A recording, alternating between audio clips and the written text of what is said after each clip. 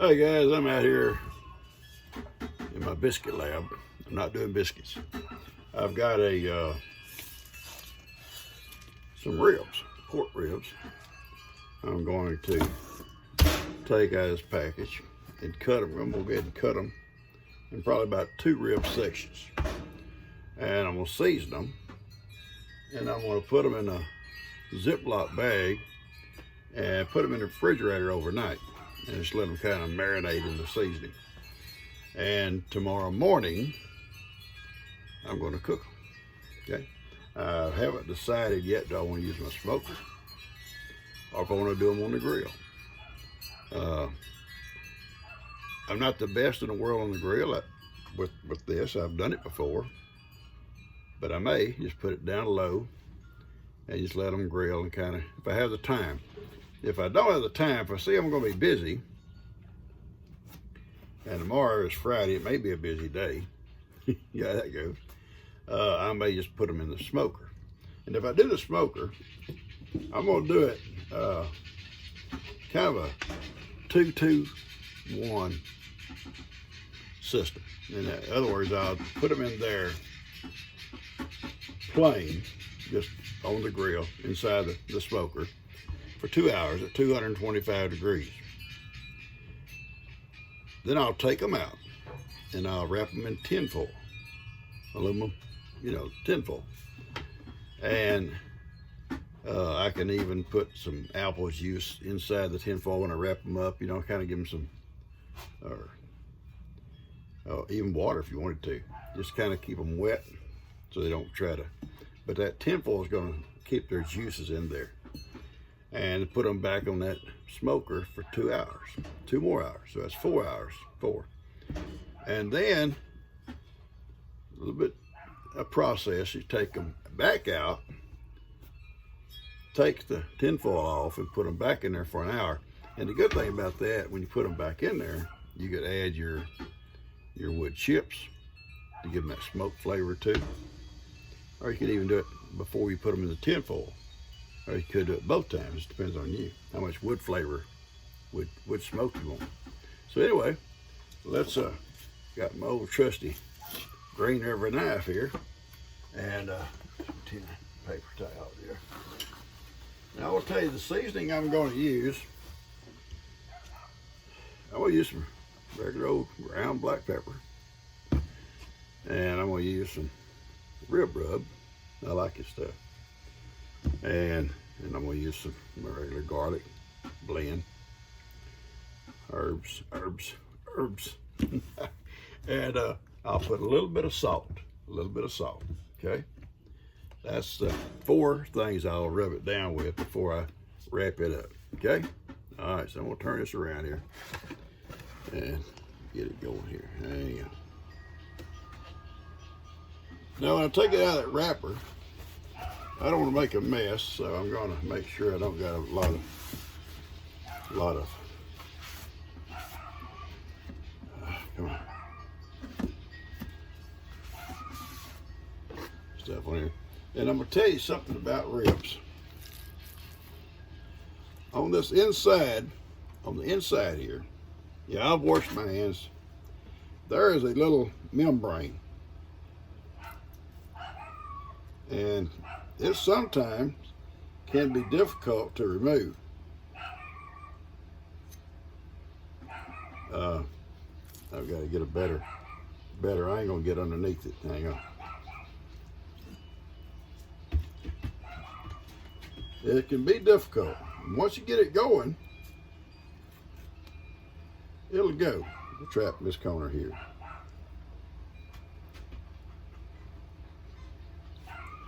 All right, hang on.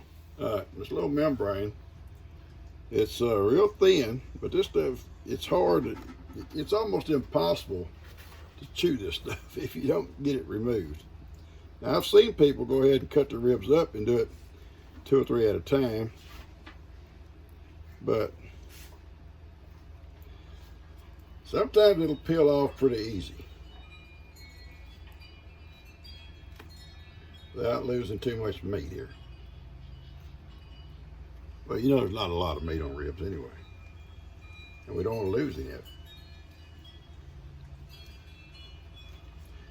almost like skinning a squirrel here. How many of you folks eat squirrel? My brother lives in Seattle. Had a business till he retired. He was a CPA. Had his own firm, and he had clients that would come in, and they got to talking one time about. He's talking about eating squirrels growing up. They couldn't believe a person would eat a squirrel. But Lord, we was raised on squirrels. Squirrel dumplings, fried squirrels, you name it, we had them. We'd squirrel hunt, we'd come home and clean them. My dad cut them up and cook them.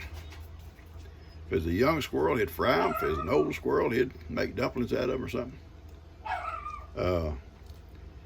I never developed really a good taste for raccoons. My dad would eat them. They grew up eating raccoon. Dad could barbecue a young one, tender, and it was pretty good eating, but it's to me, a little bit greasy. That's just me. But anyway, let me get back to this my little chore here. You see, once you get it going, you know, I put my thumb under it, just kind of push underneath. You do a knife, if you don't be careful, the knife will cut through it. And just kind of keep it going. Now what I'm getting off of here is just fat and this membrane. This membrane, if it cooks, it'll get tough. You can't always chew it. But I don't mind getting rid of the fat. So I'll just keep going this process till we get it all off of here. And then we'll have just the ribs here. And then we'll cut them in like twos and season them all up good. Okay? So just hang on with me. All right. I've got that membrane off of it. I've left some fat on here, and that's okay. It's going to help keep it soft and not dry out, and it'll cook off. And what we're going to do now is they're beautiful ribs. They're beautiful, beautiful ribs. And listen, have you seen me scratch yet? And if I'd been old Dan, I'd have been scratching all over by now. I'd have been scratched raw. I hadn't scratched not once. We're gonna put flea powder on old Dan one of these days. Oh, let's put a little seasoning on here. We can cut it here after we season it some.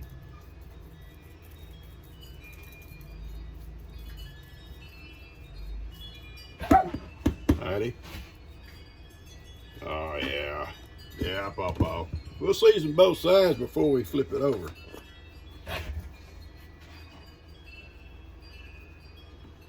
Yeah, doggy.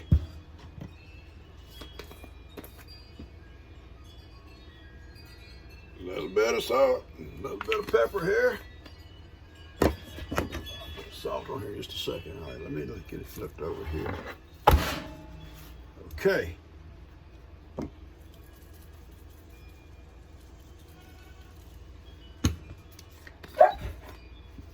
Alrighty, baby, come on.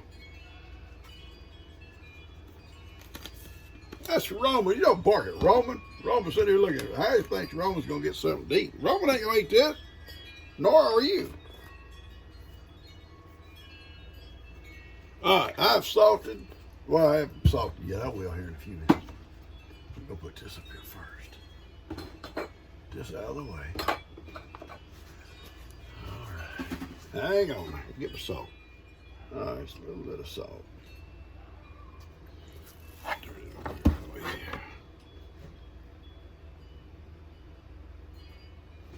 All right, there we go. We don't need all that. We didn't need all that salt. Okay.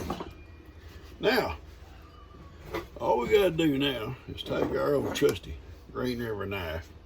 I love it now. And we're gonna cut between the ribs, okay? Look at that. Beautiful.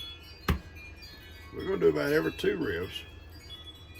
Some folks do every 1, you know, individually. I do mine in 2s. So that bone will cook. It'll cook so tender, that bone will just slide out. You still got a pretty nice chunk of meat.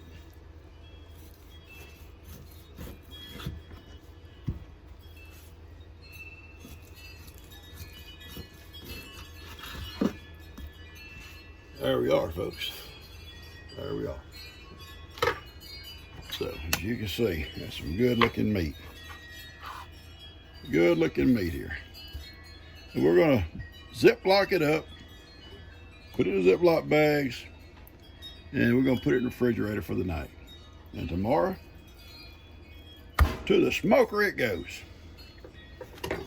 And I did not scratch, not one time.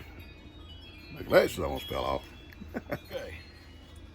My trusty cutting board, my trusty Green River knife, and I got my meat bagged up. We're gonna take it in the house, put it in the fridge, and tomorrow we're gonna cook. This is my little white board I have for my kitchen that was sent to me. I love this little thing. See, it's small enough to sit here on right here on the countertop and say, okay, I did ribs. I use a rib rub, and I'll show it to you. Rib rub, okay. I use garlic and herbs, all right. I use black pepper, okay. And I use salt. I rubbed it down, rubbed it in there good, and I cut them up. I put them in that bag to marinate, dry marinate, okay. And tomorrow we'll cook them at 225 degrees for 2 hours. And then this is, I'm gonna put bare. They'll just be inside the smoker. And then 2 hours covered. And then 1 hour bare with the smoke. Now, ain't that pretty neat? I love that little board. I just like little boards. I like these little white boards. I'm serious. They're really neat. So, tomorrow, we'll decide whether we're going to do them on the grill or we're going to do them in a smoker. I just wait to see what kind of time I'm looking at, because the smoker, I can keep doing other chores and not worry about them. It's all automatic. The grill, I'd have to kind of be on top of it. You know what I mean? Okay? All right, so I'm going to cut this off now. Catch you guys later. Hope you enjoyed this. I'm working here in this patio this morning. I went ahead and just put the meat on the smoker. And that way I can work without having to stop and turn the meat. And like I said, it'll be the 2 hours open, you know, bare. Just lay it on the grill, on the racks.